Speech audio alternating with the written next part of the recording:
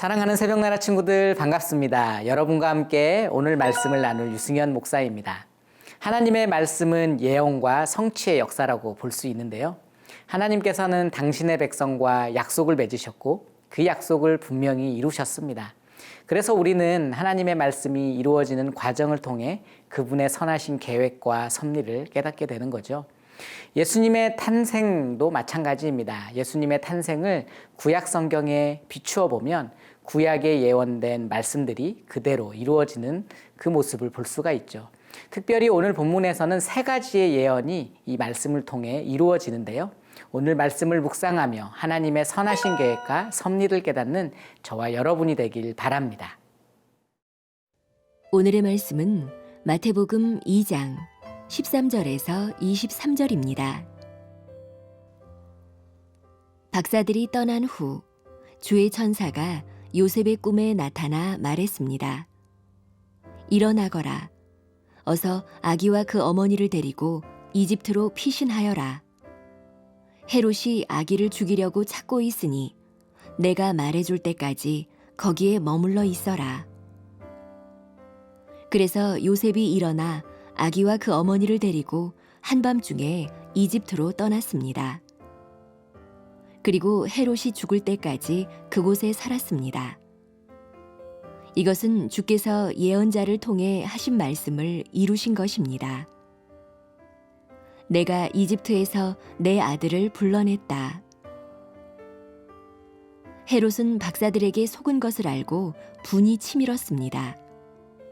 그래서 그는 박사들에게서 알아냈던 시간을 기준으로 베들레헴과 그 부근에 살고 있는 2살 이하의 사내 아이들을 모두 죽이라고 명령했습니다. 이로써 예언자 예레미야를 통해 하신 말씀이 이루어졌습니다. 라마에서 슬퍼하며 크게 통곡하는 소리가 들리니 라헬이 그 자녀를 잃고 울고 있구나. 자녀들이 없어졌으므로 위로받기도 거절하는구나. 헤롯이 죽은 후 주의 천사가 이집트에 있던 요셉의 꿈속에 나타나 말했습니다. 일어나거라. 아기와 그 어머니를 데리고 이스라엘 땅으로 가거라. 아기의 목숨을 노리던 사람들이 죽었다. 그래서 요셉이 일어나 아기와 그 어머니를 데리고 이스라엘 땅으로 갔습니다. 그러나 요셉은 아켈라오가 그 아버지 헤롯의 뒤를 이어 유대 왕이 됐다는 소식을 듣고 그곳으로 가는 것이 두려웠습니다. 요셉은 꿈의 지시를 받고 방향을 바꿔 갈릴리 지방으로 가서 나사렛이라는 동네로 들어가 살았습니다. 이로써 예언자를 통해 그는 나사렛 사람이라 불릴 것이다 라고 하신 말씀이 이루어졌습니다. 여러분은 어제 본문의 내용을 기억하고 있나요?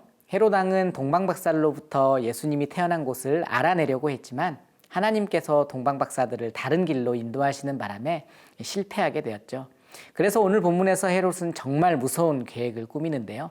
그것은 베들레헴과 그 부근에 살고 있는 2살 이하의 사내 아이들을 모두 죽이라는 명령입니다. 16절입니다. 헤롯은 박사들에게 속은 것을 알고 분이 치밀었습니다.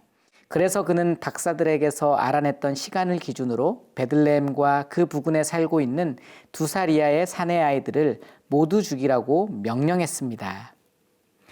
헤롯은 예수님을 자신의 권력의 위협이 될 것으로 여겼습니다. 왕위를 빼앗길지도 모른다는 두려움 속에서 예수님에 대한 시기와 적대감을 갖게 된 거죠.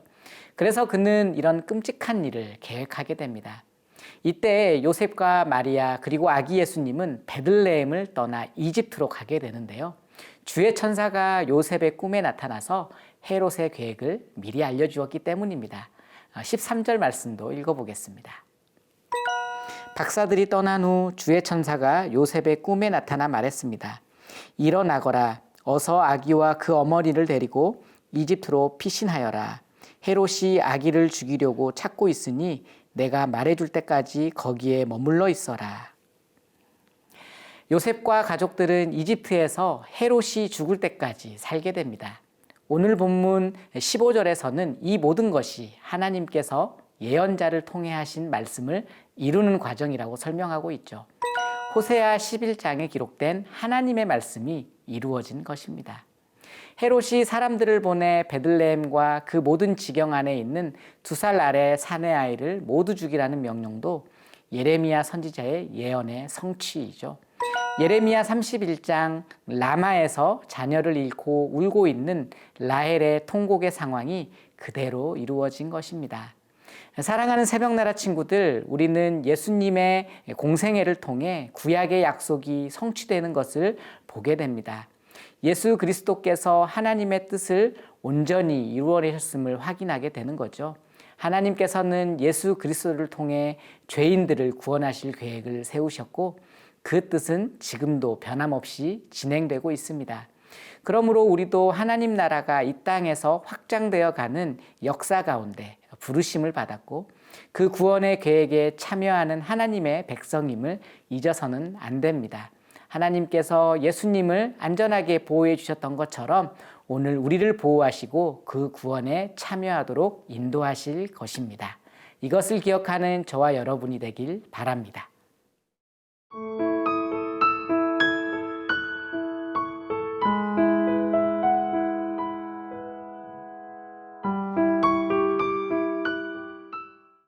예수님은 헤롯이 죽을 때까지 이집트에서 자랐습니다. 그가 죽은 후에 다시 이스라엘로 돌아가게 되는데요. 우리는 이 모든 과정 가운데 하나님의 선한 인도하심이 있었다는 것을 주목해야 합니다. 19절에서 20절 읽어보겠습니다. 헤롯이 죽은 후 주의 천사가 이집트에 있던 요셉의 꿈속에 나타나 말했습니다. 일어나거라. 아기와 그 어머니를 데리고 이스라엘 땅으로 가거라. 아기의 목숨을 노리던 사람들이 죽었다. 헤롯의 영아 학살 계획을 미리 알려주고 이집트로 피신하도록 도와주었던 바로 그 주의 천사가 요셉의 꿈에 다시 나타나 이집트에 있던 요셉과 그 가족들을 이스라엘 땅으로 인도해냅니다. 미디안 광야에서 살아가던 모세에게 다시 애굽으로 돌아가라고 지시했던 것처럼 하나님께서는 요셉과 그 가족을 이스라엘 땅으로 인도하시는 거죠. 헤롯 왕이 죽은 다음 4명의 아들이 이스라엘을 분할 통치하게 되는데요. 그중 아켈라오는 유대와 사마리아 그리고 이두메 지역을 통치했습니다. 그는 그의 아버지 헤롯처럼 잔인한 사람이었는데 요셉은 아켈라오가 얼마나 잔인한지 그에 대해 들었던 것 같습니다. 그래서 그는 가족을 데리고 갈릴리 나사렛 지역으로 가서 그곳에 정착하게 됩니다. 23절 읽어보겠습니다. 나사렛이라는 동네에 들어가 살았습니다. 이로써 예언자를 통해 그는 나사렛 사람이라 불릴 것이다 라고 하신 말씀이 이루어졌습니다. 나사렛에서 자라는 예수님은 나사렛 사람이라는 호칭을 갖게 되었는데요. 여기에서 나사렛이라는 단어는 순 혹은 나뭇가지라는 뜻을 지니고 있습니다. 구약에서 선지자들은 메시아를 이새의 싹, 이새의 가지로 부르는데요. 고난받는 종을 예언한 이사야도 이새의 줄기에서 한 싹이 난다고 말했죠.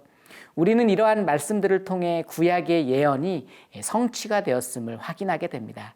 예수님께서는 나사렛에서 연한 순과 같이 자랐지만 십자가에서 죽으시고 부활하시며 죄와 사망의 권세를 이기시고 구원의 역사를 이루어내셨습니다. 사랑하는 새벽나라 친구들, 하나님께서는 그분의 계획을 선하게 이루어 가시는 분입니다. 우리가 구원받은 백성으로 하나님을 예배하고 경배할 수 있는 것도 그분의 선한 인도함이 있기 때문이죠.